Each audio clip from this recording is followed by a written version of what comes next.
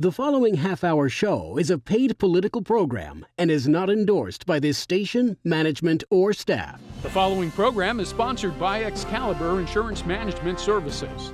Senator Santorum returns for part 2, and we will be joined by another special guest, as aforementioned, Mark Meckler. Mr. Meckler is the president and co-founder of Convention of States, a national movement seeking to call the first ever Article 5 Convention of States. Article 5 is part of the United States Constitution. This is not Mark's first political affiliation. In 2009, he co-founded the Tea Party Patriots, the largest Tea Party group in the United States. As a result of Mark's leadership, the Tea Party grew to a massive national movement, electing numerous members to the United States Congress. Mark left the Tea Party in 2012 when he found that many of the politicians he helped elect were unwilling to keep their campaign promises to drain the swamp in Washington. After leaving the Tea Party, Mark founded the Citizens for Self-Governance and started a class action lawsuit against the Internal Revenue Service for unlawfully targeting Tea Party groups.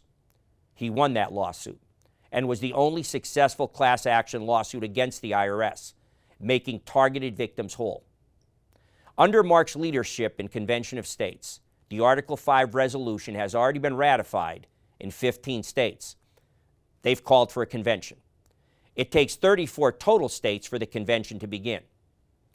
In addition to running Convention of States, he is also the interim CEO of Parler, a social media company. Mark received his Bachelor of Arts in English from San Diego State University and then went on to the McGeorge School of Law at Pacific University, earning his Juris Doctorate degree. This is the Volpe Report, a weekly news and political interview show examining the latest local, state, and national issues with Chuck Volpe. Insightful, informative, controversial, the area's premier political talk show, the Volpe Report. I'd like to talk now about something, we've kind of already set the table for it, but I'll even go a little further. We saw it with the lockdowns in the blue states, Senator, and right here in Pennsylvania what Governor Tom Wolf did. He destroyed hundreds of thousands of family-owned businesses, small businesses. He destroyed millions of lives. We had family members that were not allowed to be with loved ones in their final moments, could not go to funerals, could not go to places of worship. But if there was a Black Lives protest or some other form of social justice, forget the mask, pack the pipe bomb, and whatever else you might need. Billions of property damage, people were killed and murdered, but that was okay. Even our public health officials were saying, well, because of our systemic racism in America, that is such a mental health concern, it's okay that we can spread transmission of the virus because that's a more important issue. Comment anywhere, pick it up anywhere in what I just said. Well, no, you're absolutely right. Look, there's a growing authoritarianism in this country, and that the left wants to use whatever crisis. The old comment that Rahm Emanuel made years ago: "Never let a crisis go to waste." They have not, and they use every crisis to centralize power, to dictate how people run their lives. The fact that almost in no state in America you could go to church on Sunday during the early months of the pandemic. But it just tells you how the left views faith. They don't see it as as a person of faith, it's the central part of my life. It's more important than eating food, right? I mean, you say, well, you can't live. Well, I can't live forever without my faith, right? And that's more important than being hungry for a day or two. That's the left, has their worldview, and they impose it on the rest of us. And candidly, we're like sheep a lot of times. We just sort of go along. We don't fight back. It's wonderful to see groups like Moms for Liberty standing up and fighting back in school boards for this, woke CRT and these other types of transgender bathrooms and stuff like that. People are starting to rise up. I'm involved with a movement called Convention of States, and we're really at the center of this movement, which is we need to get the states to pass a resolution to call for a convention to propose amendments. It's not a constitutional convention that can rewrite the Constitution. it's a convention of states to propose amendments to limit the power of the federal government.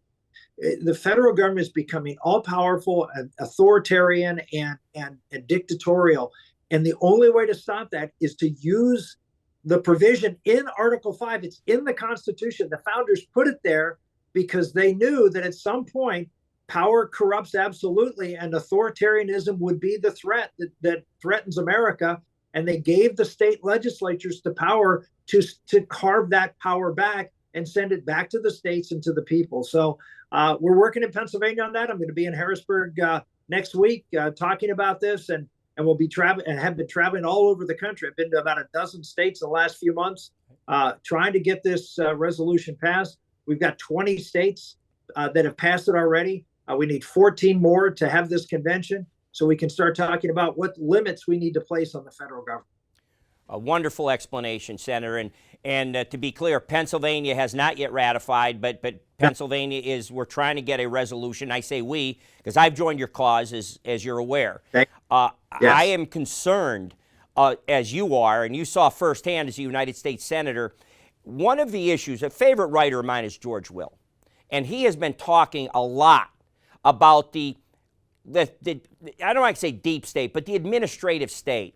He blames Congress, actually, for allowing the federal overreach. They have been more than happy to let the delegate to the president. Yep. And the president, through his executive agencies and through his departments, are imposing regulations that are stifling the growth, hurting our way of capitalism in our country, picking winners and losers, as far as outcomes go, back to the woke part of it. And there's it's a dangerous formula right now. And the pushback has to come. So could you talk a little bit more about, because one of the things I've encountered when I've talked about this with people, the immediate default position is, well, you're talking about amending the Constitution and you're talking about changing fundamentally America, which wasn't what our framers intended. Could you talk specifically as a lawyer what Article 5 says and what you're trying to accomplish? Yeah, remember, this is in the Constitution, and right. The founders put it there because all the founders were state legislators. You got to remember, the states formed the federal government, not the other way around. The states were supposed to be the ones at the top of the food chain, and the federal government was supposed to be, in a sense, subservient to them, not the other way around. And that changed with two major things. Number one, the 17th Amendment to the Constitution, which Congress proposed to change the way senators were elected. Senators up until 1913 were elected by the state legislature. So the legislature actually had a voice in Washington. And that voice was to limit the power of the government. They didn't want the power being taken. The Constitution lays out what the state's supposed to do and what the federal government's supposed to do.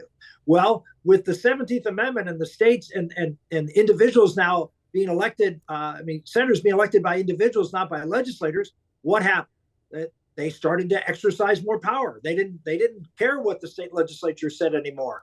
And then you had the New Deal come along, and you had the Supreme Court under Roosevelt completely amend the Constitution by taking the General Welfare Clause and the Commerce Clause and a few other clauses that were in the Constitution, and just said federal government can do whatever it wants to do. It did no longer any kind of constitutional stricture. So when people say don't mess with the Constitution's been messed with, let me assure you, and it has been fundamentally changed. And what we're trying to do is to do what the founders intended, which is give the power to the state legislators to call a convention to propose amendment. Any amendment that is proposed at this convention has to go to all the states, all 50 states, and 38 of them have to ratify. I mean, when you get 38 states to ratify, you need a broad bipartisan consensus on these amendments. Otherwise, they're never going to get ratified. So the idea that something radical or bad could happen, that's ridiculous. The more common thing that I would say is more likely is very little will happen, because it's so hard to get any consensus. I give one example, and I think you might agree with me on this, is that I think there's a pretty broad consensus in America that the Supreme Court should be limited to 9 people. That we shouldn't, one side or the other, shouldn't try to pack the court by adding members to the court to do so. And you saw Biden was unwilling to do it. Democrats who said, no, we shouldn't do that. Well, how about if we even if the only thing that comes out of this convention is that the Supreme Court is going to be set in the Constitution at 9, which it is not now. Well, that would be a good thing. That would make, that would drive down the political intensity. The most important thing is to have a national discussion about what the role of the state and federal government should be. Every kid in civics class would have to learn about the Constitution. This would be one of the best things that ever happened to our country. Mark, welcome to the Volpe Report. Great to be with you.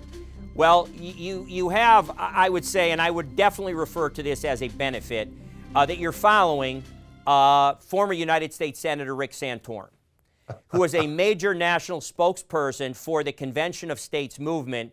And the beautiful segue into you now is we just left off with his segment on Convention of States. And you, of course, are the president and CEO of Convention of States. So we kind of gave it some cursory coverage and, of course, his endorsement of it. But I'd like you to talk about, you're the president and CEO of the movement, and I'm going to have one little interlude before we get into the specifics. One of the questions for me when I learned about it was, how is this possible? And I've heard good things about Mark Meckler, but how can someone take on something of this magnitude? And then I found out about your background and your bio and your impressive credentials, and you were the co-founder, for our audience's benefit, of the Tea Party movement, one of the most significant national movements of the 21st century, flat out. It's had an impact on every level of government. There are still people in this media market of central and northeastern Pennsylvania. They carry their constitutions, they go to public meetings, all came out of the Tea Party movement, which you helped co-found. So my first response is to anyone who would say, how can he bring about this Convention of States, which would require 2/3 of the states to certify it, and then to get it ultimately the changes put into effect, it would require 3/4. How's that going to happen? Well, I say, how'd the National Tea Party movement happen? It produced things like the Freedom Caucus, were offshoots of that. So talk about your background and how you came about to found the Tea Party. Sure. Look, and credit where it's due. I think the movement itself existed in the hearts and minds of the American people. In the very early days, going back to February of 2009, Rick Santelli on the floor of the Chicago Mercantile Exchange did his now famous rant where he called for a Tea Party. He said it was time. This was in response to the TARP bailouts, the mortgage bailouts. And so a group of us just got together and said, well, we should do something right now. He had called for it on the 4th of July. And we said, we shouldn't wait that long. And whatever's going on, this excitement, this virality will burn out. The first Tea Party events were held. Most people don't even know this, Chuck. That was in February. It was in February 27th of 2009. So that's really a couple months before the Tea Party breaks out publicly. There's that day, the 27th, there are 35 of them around the country, 39,000 people participate. And then a small group of us come back together and say, well, we should keep doing this. If we got 35 of these on just 1 week's notice, maybe we could get 70 of them if we had more notice. And so we decided to do the April 15th Tax Day Tea Party that everybody knows about. We started promoting that. None of us were funded by the Koch brothers or anybody else for that matter, all just grassroots folks. We were so naive, I put my own home phone number on the website at the time because I had no idea what was about to happen. And ultimately, it went crazy. There were 850 of them around the country. On April 15th, 1.2 million people came out all across the country. That's the largest multi-city single-day protest literally in world history. And that took me from being just an anonymous guy living in the hills of Northern California, being a public figure. Out of that, some of the folks who helped organize that said they were ready to go home. They didn't want to be involved in this anymore. Myself, my co-founder, Jenny Beth Martin, decided to found Tea Party Patriots, and that became the home for the Tea Party movement, which ultimately had 23 million people involved, 3,200 chapters around the country. Well, congratulations on that. You've impacted, which only few people touch that ethereal plane of what I'll call just greatness in effect. When you can touch that level with an idea and lead it into a place where it has the impact it's had on local governments, on county governments, on state government, and of course the federal government, that's some accomplishment. And again, congratulations are the only words I can find to adequately describe what you've done. which now segues into Convention of States. Our viewers have heard about this, a kind of an introductory way from former United States Senator Rick Santorum. But Convention of States comes from Article 5 of the United States Constitution.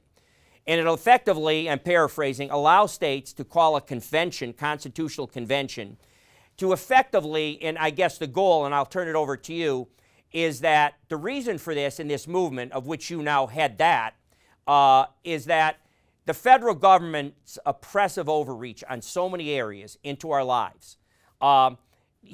Government, here's a stat for you. I read recently, I think in the National Review, that in the first year of the Biden administration, the additional regulatory costs on business in the country were $200 billion more than Barack Obama as president's entire four-year administration in his first 4 years. In 1 year already did that. We know what he's done energy production in his administration. I've done a view on that recently. They've shut it down effectively. And then now we're begging from it, from people like we shut down the Keystone XL pipeline and now beg Canada for their oil. We're now dealing with some of our enemies to get oil here because of his sellout. But thankfully, there was a United States Supreme Court case that did pull back some of the Environmental Protection Agency's onerous regulatory scheme to wipe out all fossil fuel drilling. But that still begs the question. What's happened in the Treasury Department, in the Interior? I just did a thing on Deborah Haaland, the Secretary of the Interior, her evasive answers to a congressional subcommittee. But the government overreach and onerous regulation, including on things like diversity, equity, and inclusion, to name one. So talk about why you headed this movement and its importance before we get into the specifics.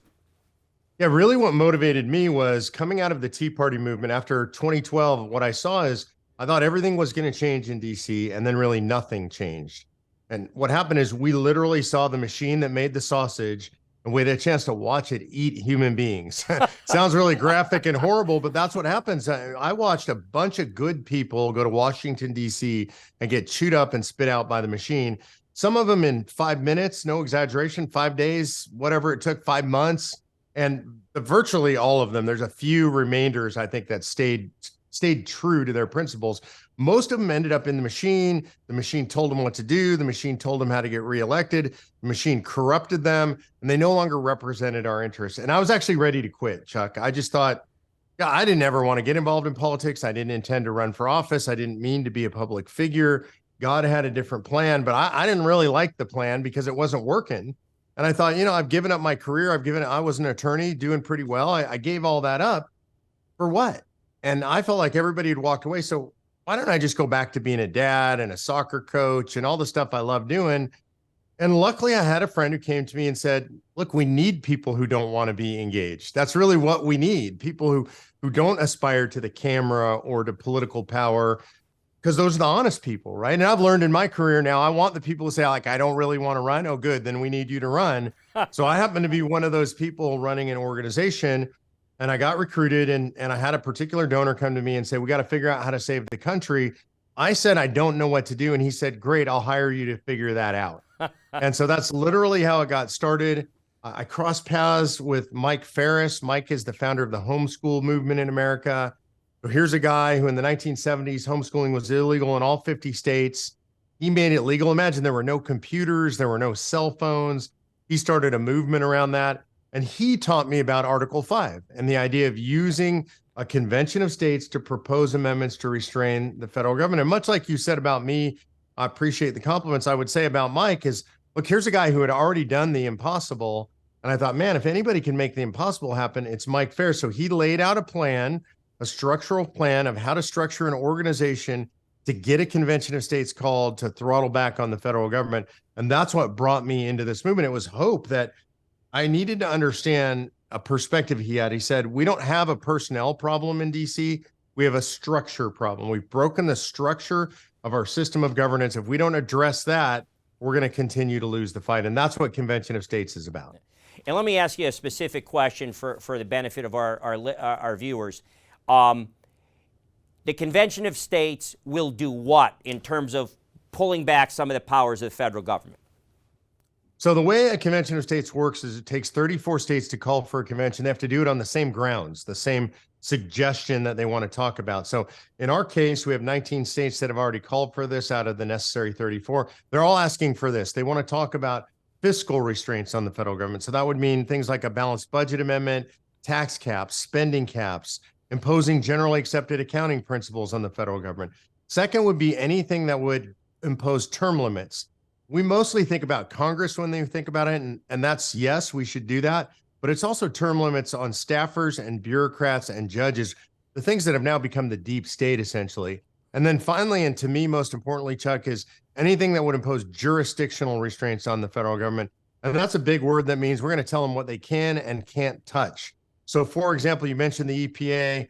There should be no EPA. It's the Department of Education, the Department of Energy, Health and Human Services. They were not supposed to be involved in any of that stuff. And we can literally say, no, you may not be involved in that stuff. All that stuff goes back to the states. So that's how we reorganize the jurisdiction and take it something back to what the founders intended. That's a great answer, Mark. And let me, again, for our viewers, I'm going to the glasses. My age has caught up with me. You mentioned that there are 19 states that have already ratified this. And I have a brochure here. I want to get to it. Actually, it's in this. In this, by the way, I'll quickly add, Pennsylvania is the one that is one of the states that has a star in it, that it's come out of committee in the legislature. That is correct, right? Yeah, we have had legislative success there. We have not passed either chamber yet, but we have made it out of committee. Right. Well, I'm looking at some of the stars here, and I don't know if our camera will pick this up. I hope they'll be able to pick this up. The red here are the states that have either, 19 of them have actually passed the resolution. Another 25 have passed the legislative chambers, and another group of if there's 30 altogether, if you add, that have passed the committee hearings, including Pennsylvania. So you're kind of within striking distance of 34 already. Is that correct? Yeah, we really are. I mean, even at 19, we're well past the halfway mark, and I think we're really in striking distance. And we're feeling the momentum because all of your viewers will know this. The federal government's broken, and it's not going to fix itself. And so we can all say we should elect better people, and we should. We always should do that. But if we keep doing the same thing over and over and expecting a different result, we all know what that's called. That's insanity, right? And so we've got to do something else. And this is the tool that the framers of the Constitution gave us. Now, if I could, I'd like to ask a couple of questions that you've handled some of it in your introduction. You've talked about what a convention. And let me ask you this. This is a question I think people will be curious about. How does the state legislature call for a convention of states? Yeah, so it's really simple. It's by resolution. And this is important for people to understand. It's not a bill. So on a bill, you have to have both houses pass a bill, and then you have to get the governor's signature. On a resolution, in a way, it's like naming a post office. All they have to do is each house passes it by a simple majority. In our case, it's really important that every house is passing the same exact resolution. So that's the way it works. And that would circumvent legal challenges. Then we lawyers know how wording could kill you. This is a question I had, and I know the answer now, but our audience doesn't. Can the United States Congress block a convention of states? No, and in fact, this process was actually designed by the framers of the Constitution to route around Congress and the president.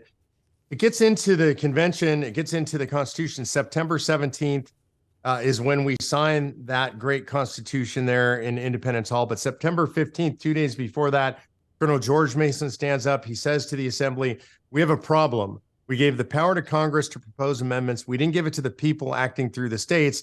And he asked them, are we really dumb enough to think that a federal government that becomes a tyranny is going to propose amendments to restrain its own tyranny? Of course not. And so they vote unanimously to include this process into the Constitution. And the process, again, specifically intended to route around the federal government. Right. Well, let me give you a more practical, closer to home question. We have a Democratic governor in Pennsylvania, Josh Shapiro. Is this resolution that can definitely be passed by the House and by the Senate of Pennsylvania, would it be required that the governor sign off on this to make it official, or does it circumvent the governor and go directly into the counting of states for the convention of states?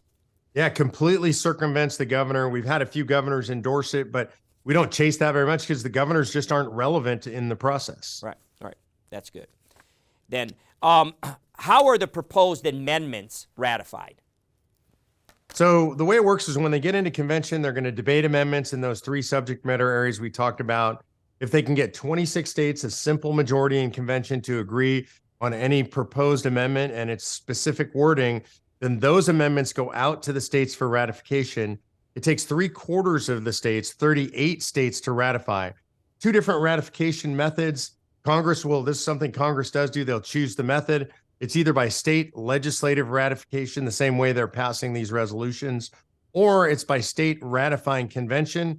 There's no real definition of that. It's whatever a state calls a state ratifying convention. My belief is I'm pretty sure it'll be by legislative ratification because legislatures, like legislatures, they're going to choose themselves to ratify.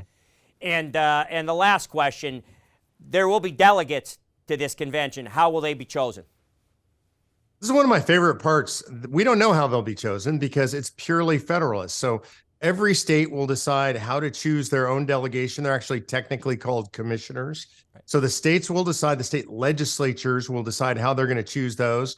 A bunch of the states, Chuck, that have passed the resolution then pass what they call delegate selection acts. So they pass legislation that says how they'll choose them. So for example, in some states, they'll say 4 from the House and 4 from the Senate and maybe 1 appointed by the governor. And then those folks will all go to wherever the convention's held. Important to note, they can have 9, 10, 100 delegates, but they get 1 vote per state because it is a convention of states. Yeah, understood. Well, I have gladly myself contributed to your movement.